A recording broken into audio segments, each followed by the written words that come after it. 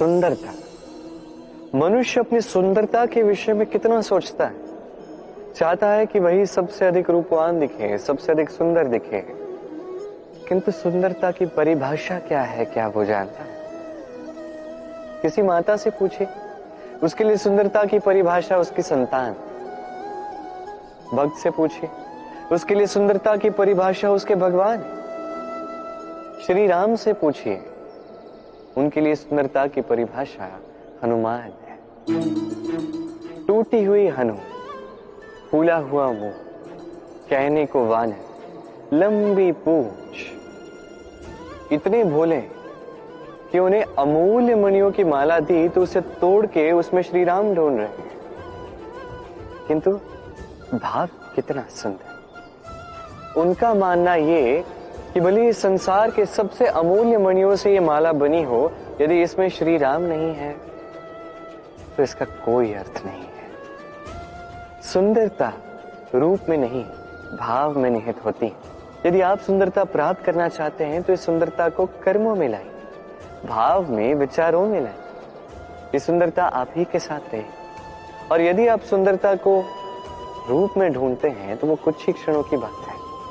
वो सुंदरता समय के साथ पुनः लौट जाएगी। सुंदरता पानी ही है, ढूंढनी ही है तो हृदय में ढूंढिए, कर्मों में ढूंढिए। मन प्रसन्न होकर कहेगा, राधे राधे। व्यायाम, ये शब्द हम सभी ने सुना है और ये जीवन काल में हमारे साथ ही रहता है किसी न किसी रूप में। जब हम जन्म लेते हैं, चलना सीखते हैं, पहले घुटने पे चलते हैं, फिर चलने का प्रयास करते हैं, गिरते हैं, तब हमारे घर के बड़े हमें रोकते नहीं। उन्हें ज्ञात है कि संतान ऐसे ही चलना सीखेगी, ऐसे ही उसके पांव और शक्तिशाली होंगे जो उसके लिए आवश्यक है। अब जीवन काल में जैसे हम आगे बढ़ते हैं, ये व्यायाम भिन्न भिन्न रूप में हमारे साथ रहता है। किंतु क्या आप समझते हैं कि इस व्यायाम का आधार क्या है? क्या आप समझते हैं कि इस व्यायाम का मर्म क्या है?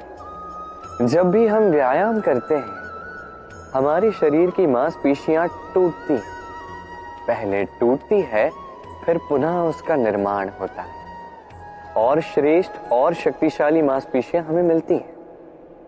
अर्थात व्यायाम सृजन का विज्ञान है। अब ये ज्ञान हमारे लिए आवश्यक भी है। इसलिए जीवन में जब भी कुछ टूट जाए या कुछ छूट जाए तो निराश मत होइए, पुनः निर्माण करने का प्रयास कीजिए। और ये सीख आपको मिलेगी किसी पंछी से। जब वर्षा होती है, आंधी आती है, तो पंछी का घोंसला टूट जाता है, परंतु वो हार नहीं मानती। वो पुनः तिनका ढूंढती है, एकत्रित करती है और पुनः अपना घोंसला बनाती, पुनः एक नए जीवन को जन्म देती है, एक नए परिवार को जन्म देती। ऐसे ही जीवन में स्मरण रखिएगा, यदि आप निर्माण करना चाहते हैं, सृजन करना चाहते हैं, तो इस निर्माण के लिए टूटने का ज्ञान आवश्यक है। टूटी हुई वस्तु का सम्मान आवश्यक है। ये आचरण में लाइए, मन प्रसन्न होकर कहेगा, राधे राधे। कभी किसी पपीहे को देखें, कहा जाता है कि वर्ष भर में केवल एक बार अपनी प्यास बुझाता है, वो भी आकाश में मंडरा रहे मेघों द्वारा बरसाई गई वर्षा की बूंदों से, और कहीं से वो अपनी प्यास नहीं बुझाता। पूरे वर्ष भरी गर्मी सहता है, भरी सर्दी सहता है, बस एक आस में कि वर्ष में एक बार वो मेघ आएंगे, वर्षा करेंगे और मेरी प्यास को बुझा देंगे।